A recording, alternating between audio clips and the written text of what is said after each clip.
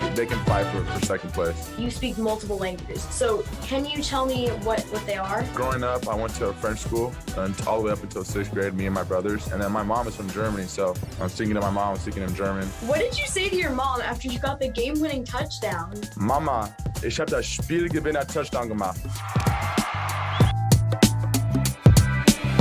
And welcome to Interesting to See, your daily sports podcast about news, narratives, takes, and gambling in the world of sports.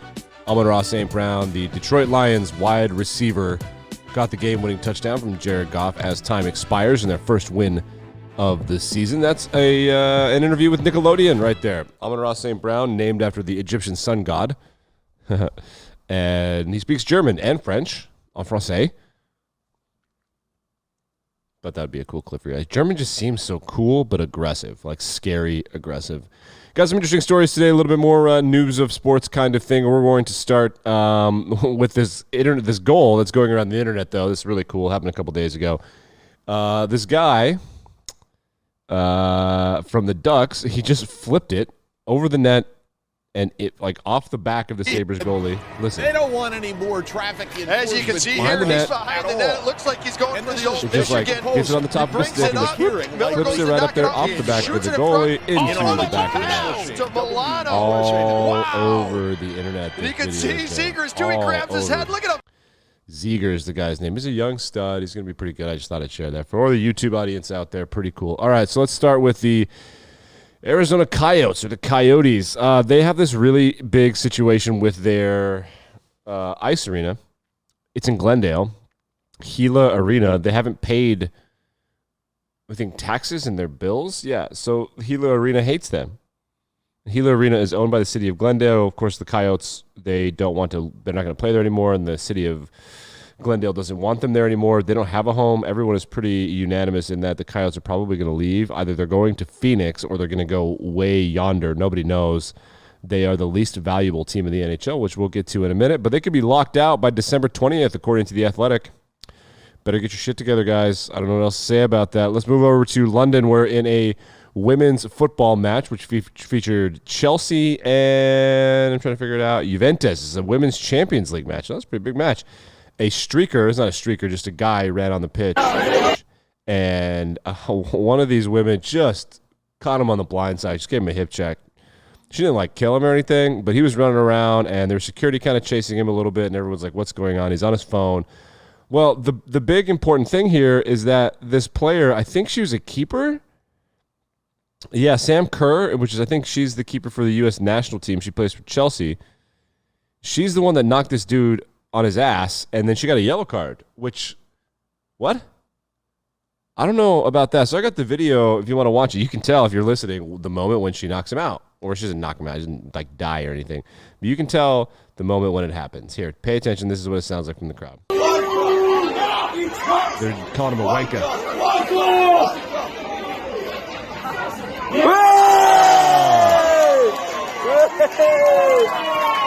She lined him up, caught him looking the other way. His head was down over the middle. Head was down. He was going over the middle. Head was down. Knocked him out. She got a yellow card. That's crap. I don't know what happened in the end of the game, but man, Wanka. Good for her. Totally worth it. Should not have got a yellow card. Absolute travesty. Let's go to the association where Luka Doncic and Zion Williamson are both fat. I don't know how it's going with Zion, but apparently they've started to take away the treats from the arena. So let's move on to Luka, who says he needs to lose weight. The Mavs lost to the Brooklyn Nets 102-99. The Nets are the best team in the Eastern Conference. After the game, Luka Doncic says that he had a long summer. He took the Mavericks to, 4th place in the West. He then had the Olympics, and then he took 3 weeks off, and he said, I relaxed a little bit too much. And if you see pictures of him, baby boy is looking pretty thick. He doesn't look too bad. Well, actually, he does look bad. He looks awful. He looks absolutely awful. Ugh, gross. Luka, buddy, get your head out of your ass. Update on the standings. Like I said, the Warriors, they're super back. The Suns are back. The Warriors are 21-4. The Suns are 20-4. The Jazz always hanging around. They'll never win anything, but they'll always almost win stuff. In the Eastern Conference, the Nets are number 1. That's 17-8. No one in the East is nearly as good as everybody in the West. The playoff teams right now are Nets versus Hawks, Bulls versus Cavs, Bucks versus Sixers, Heat versus Wizards. So the association heating up as well. In the NHL, Forbes found a report, and they're reporting on how much every franchise is worth. And for the first time in history, a hockey team is valued at $2 billion or more after a one-year percentage increase of 21%. That would be the New York Rangers, followed by the Toronto Maple Leafs, the Montreal Canadiens, the Chicago Blackhawks, and the Boston Bruins. Rounding out the top 10, Philly, Edmonton, the LA Kings, the Detroit Red Wings, and the New York Islanders. The least valuable team in hockey, as you mentioned earlier, the Arizona Coyotes. However, the Coyotes had a 40% jump over 1 year as these new TV deals from TNT and ESPN have really helped out the sport, which they really desperately needed. The biggest mover that I found, I didn't go through this, I didn't pour over the data, but I'm quite certain that the biggest mover has been Nashville, who has increased in value 122% over 5 years and 38% over 1 year. So that was about the time they started competing for Stanley Cups and started taking things quite a bit more seriously. Vegas has increased 25% over 1 year. They, of course, have not. The Knights, of course, have not been around long enough to be part of this. I found the Devils. Wow, the Devils increased 142%. They sucked, and then they were better again. So this is ultimately good news for hockey. I think that's pretty interesting. Finally, they have a $2 billion team. So here's just the overview of the situation of the NHL. The average valuation of a team is about $860 million. That's 32% more valuable on average than last year. 50% more than 2018. This has a huge Canadian TV deal, and of course the TNT Canadian deal, or TNT TV deal, which is a really good deal for the National Hockey League. The Detroit Lions are 1-10-1. However, they can still make the playoffs. Not joking. I just want to see if this is. Let me see if we're trying to count this up. In week 14, they need to win out. So we'll just say they need to win out. After that, they need 1, 2, 3, 4, 5, 6, 7, 8 specific things to happen in week 14. Then they need 7 specific things to happen in week 6 specific things to happen in week 15.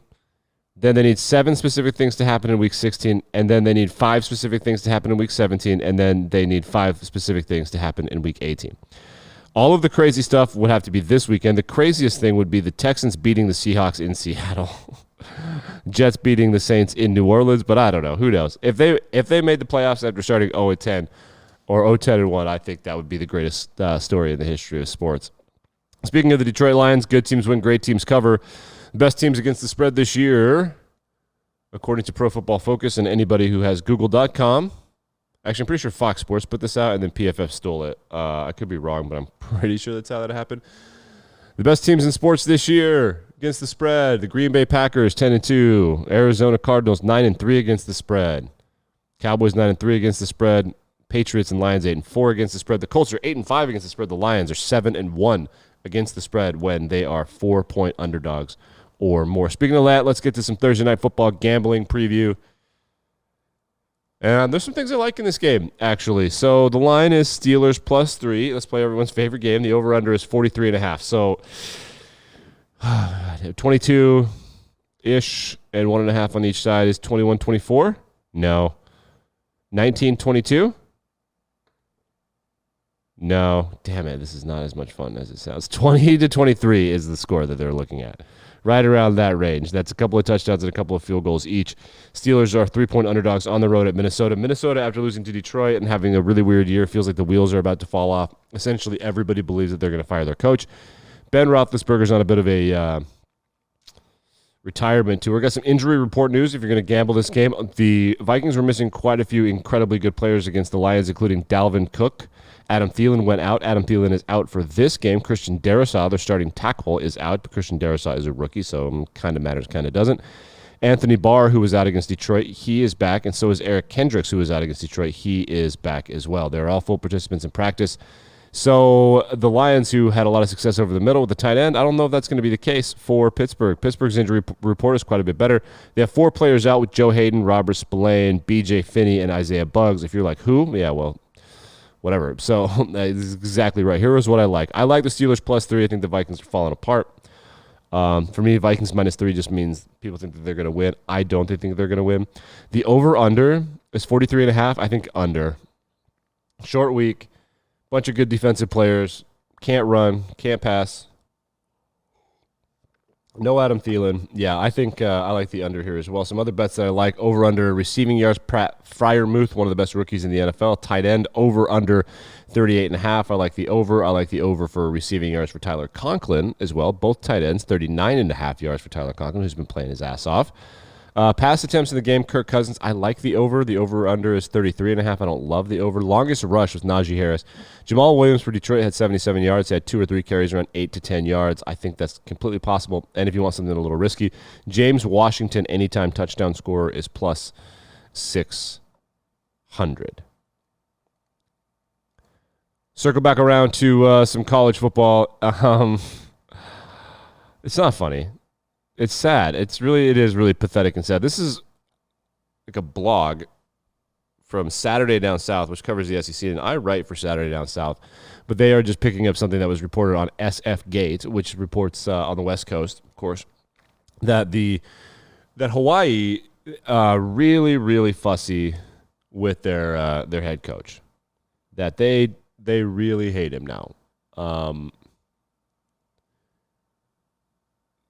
They're not happy with him and they want him fired. And this is according to a report by SF Gate, as I mentioned.